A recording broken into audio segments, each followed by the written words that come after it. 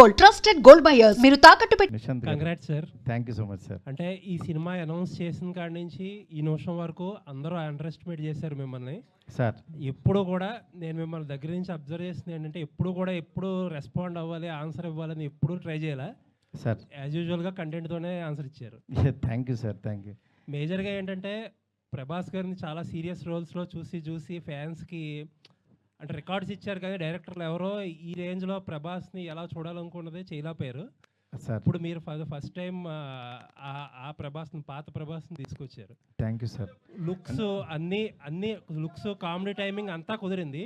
Check box అంతా అయిపోయింది, కానీ ఒకే ఒక్క చెక్ బాక్స్ మిగిలింది. ఫ్యాన్స్ కున్న డౌట్ ఇది. సెకండ్ సార్ చెప్పండి. లాస్ట్ 3 సినిమాలు ఆదిపురుష్ కానీ, సలార్ కానీ, కల్కి కానీ ఆ డ్యాన్సులకి స్కోప్ లేదు.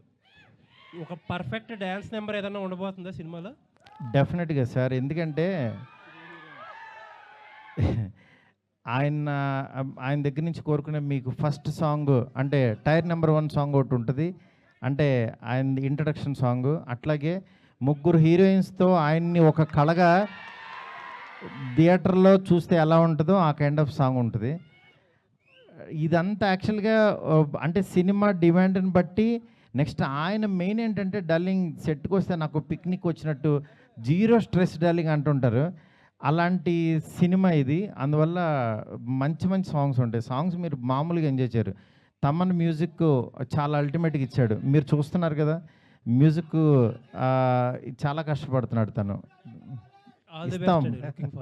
మారుతి గారు, మారుతి సార్ మారుతి గారు ఇక్కడ కంటెంట్ ఇక్కడ మైక్ ఉంది.